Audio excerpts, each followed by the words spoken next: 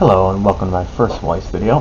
This video is a deck tech for 8 standby Love Live Nijigasaki. Let's start with introductions. My name is Tony Laskin. I play in the US Midwest with the Ileana Weiss Schwarz gang.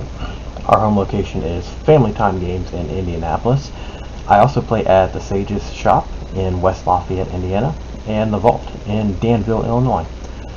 I also occasionally visit Gamers World Old Orchard in Chicago and Top Cut in Rockford, Illinois. Now that the LGS shoutouts are finished, I've been playing Weiss for about 2 years, if you remove dead time due to COVID. Don't have a very hot resume. I went to Springfest Chicago 2019. Was my first event, major event. Went 3-2 with English card captor Sakura. Then went to BCS Chicago in 2019. I actually went 5-2, placing 12th with Bang Dream. I also went 0-2 out at JP Nationals in 2019.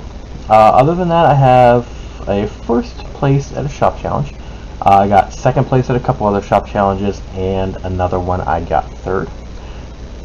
I was in 3 English League seasons. I got second place in all of them, and I have 4 first overall finishes at my locals.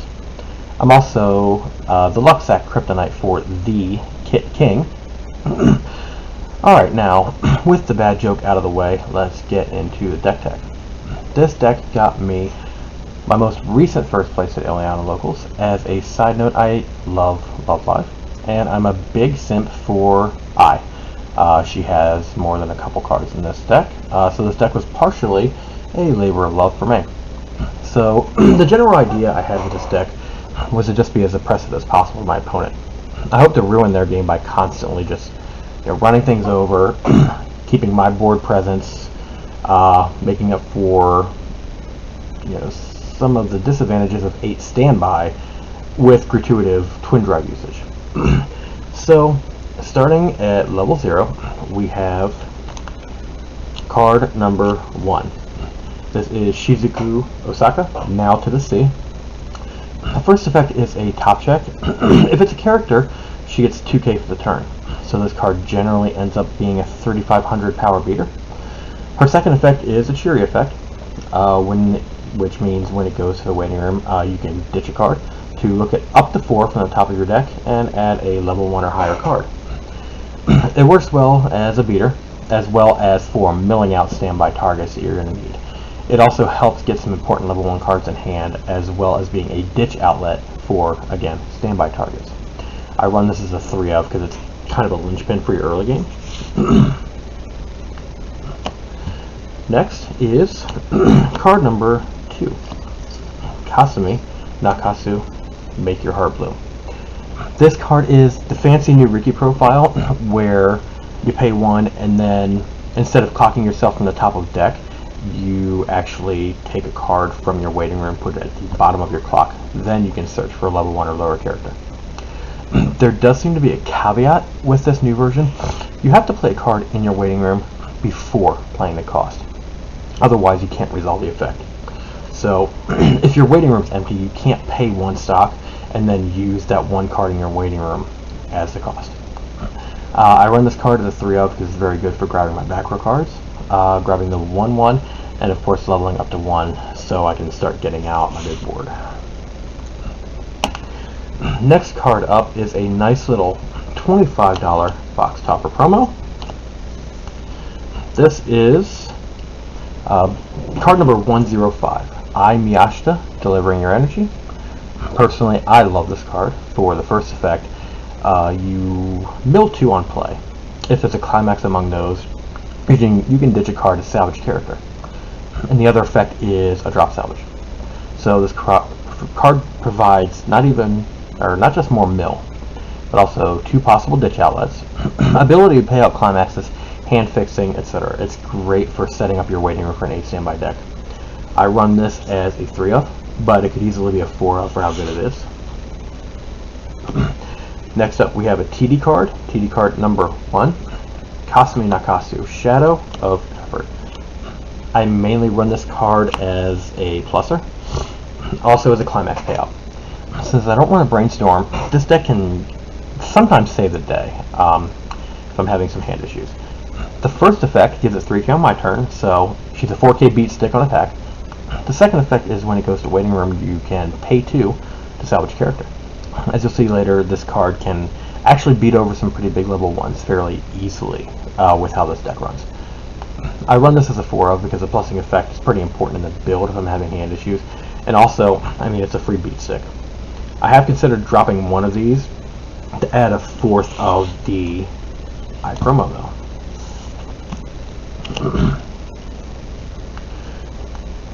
Moving on to the final level 0 card, we have our first Setsuna. This is card number 43, Setsuna Yuki Passion Red. This is your first back row card and the standby bouncer. On play, she top checks and you can leave it on top or you can mill it. Then on climax play, you can bounce her to give something a soul. The card is fairly self-explanatory for an 8 standby deck, and I run it as 3 of, but depending on your playstyle, it could easily be a 4 of if it's that important to you. Now we'll move on to level 1. Our first level 1 card is a good old 1/1. But this is anything but a typical 1/1. This is card number 53, Ai Miyashita. The first effect requires another music trait character and gives 1500 power and twin drive, also hand encore. If you aren't aware, the twin drive effect means that she can pay 1 stock on attack to trigger twice. So this is smaller than the typical 1/1 at 6k, but there is good reason for that. Not only does she have twin drive, but her second effect gives her 1k power until the end of the opponent's turn if she triggers a soul trigger. So along with the twin drive, she has a very good chance of being bigger than 6k. And as we'll see with the next card, it gets better. I only run this as a 3 of mainly because it doesn't have a soul trigger, and I was also looking for ways to increase my soul trigger count. Now our next card might be the most important card in the deck. This is card number 44, Ai Miyashita, going all out. The first thing that many people notice is that this 1/0 has soul trigger. Talk about enabling an 8 standby deck, right? So her first effect is 500 power to characters in front of her. Her third effect lets you tap her to pump a character 500. But the big perk is with the second effect, other than the soul trigger, of course. Whenever you trigger a soul trigger, you can give one of your characters 2k power for the turn. So as you can imagine, that 1/1 Ai from before can hit absolutely idiotic power levels on offense. I've actually swung upwards of 12 to 15k with that card because of this card. I run this as a 3 of, but with how strong and important it is, it could easily be run as a 4 of. Again, depending on how you would want to play the deck. Now our final level 1 is classic 2k counter. Simple enough. Card number 75, Kanata Konoe, Enveloping Sound. I run this as a 3 of because I'm crazy and I decided to run 5 counters in this deck to really annoy people and keep all my eyes alive. Moving on to level 2, we come to our 2/2. This card is card number 47, Ai Miyashita, I Love You. Yes, I Love You is spelled AI, not I. Fairly typical at first. You know, she gets 1k power each other character and she has hand encore. What is atypical is that she also has twin drive, thus why she is only 5500 power base. So while she is only 9500 on a full board, again the back row can pump her quite a bit with twin drive. And a future card will actually put her at 11k base without any back row support. I run this as a 4 of because not only does it have a soul trigger, but I wanted to increase my chances of getting them out at level 1. Alright, and the only other level 2 card we have is traditional 2/1, 3500 power counter. Card number 61, Ai Miyashita, My Words, My Feelings. I run 2 of these. It's pretty nasty once you have one of the level 3 cards out, which we will see in a bit. Alright, to the fun stuff. which is saying a lot after seeing the synergy of the I back row, the I-1-1, and the I-2-2. Our first level 3 is our early play healer. Card number 41, I Miyashita, welcome to Ryugu Castle. This is basically the Shion early play healer from Slime, but with a better condition in my opinion. She early plays if you have 4 or more music characters. She gets 2k power on your turn if all of your characters are music trait, and she's a stock healer, which means when you play her, you can ditch a card from your hand to the waiting room to actually heal from clock to stock instead of just normal healing to waiting room. I run this as a 4-of for a few reasons. Firstly, she is an early play healer. Second, once again, Soul Trigger, important for the deck. Third, she is levels in fodder because the next card that you're going to see requires experience 4. Now, our second to last card. Nice little level 3 utility card, and one of 2 Climax combos in the deck. This is card number 48, Ayumu Uehara. It's fun with lots of sound. As noted before, one of her effects requires experience 4. This first effect gives 1500 power to all of your characters if you have experience 4 and if she is in the front row. This is a card that gets the 2/2i up to 11k base with a full board. Ayumu does give her self power as well. So if you meet the requirements, she is 11,500 base. Now the most thing about this card is the Climax Combo, which combos with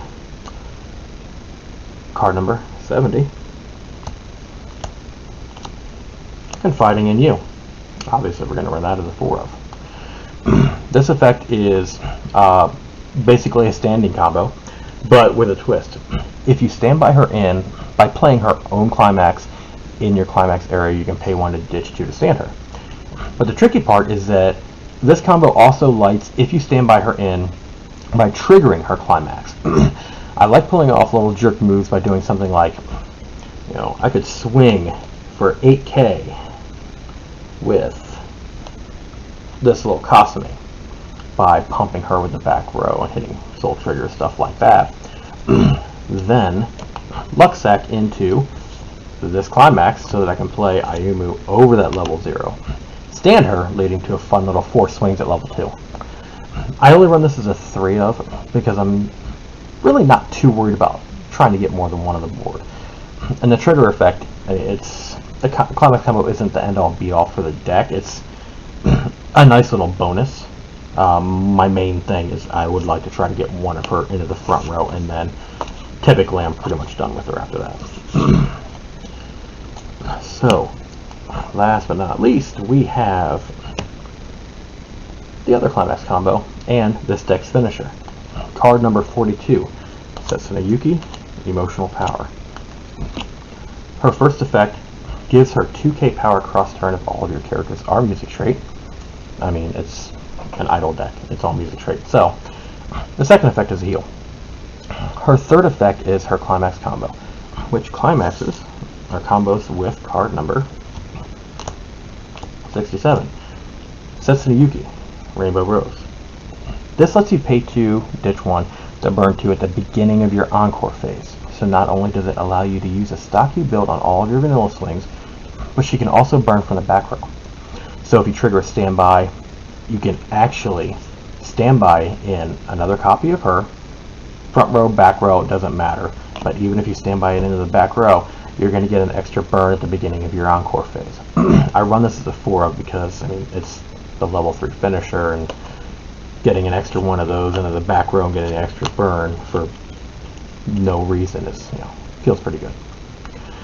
So, this deck, it's kind of strange in that it's both fairly consistent, but it's also incredibly sacky. You can almost instantly reverse the momentum of a match with some good standby triggers, letting you push extra damage with the level 3 Climax combos from the instant that you hit level 2. Not to mention gratuitous use of Twin Drive, helping to offset the disadvantage of 8 standby not giving the extra stole when you play, a stock soul or a 1k1, something like that. And it also helps with paying out climaxes you triggered. I think my most disgusting turn with this deck, I think I had 4 vanilla swings and 3 burns due to a couple well-placed standby triggers. letting me stand in Ayumu, and also getting a Setsuna into the back row. So, as you can see, this deck has some very good tools to enable 8 standby, as well as incredible damage potential and very good board presence potential. I think you can see why it's actually doing pretty well in Japan right now, and why it's probably going to get on the next restriction list. So, it's probably one of my favorite decks that I've ever built, and probably one of the most fun that I've played. I've played it twice at my locals now. The first time it would have made top cut, if not for a misplay in the late game. I hit a standby trigger. I could have stood by the Setsuna in the back row, giving me an extra burn, which probably would have won me the game. The second time I played it at our locals, I actually took first place. So that's it for my 8 standby Love Live Nijigasaki deck tech. Let me know what you think of the deck and the video, as well as any constructive criticism, and if you'd like to see future videos. Got a big shout out now to Ileana Weiss Schwarz gang for basically kicking my teeth in for two and a half years. They say Spartan works, so who knows. As well as shout outs to Burn 1, Strictly Broken TCG, 9th CX, Weiss Tea Time, as well as a number of others whose content, along with all of my locals, have helped me become such a huge waifu cardboard simp. So, thank you very much for watching this deck tech.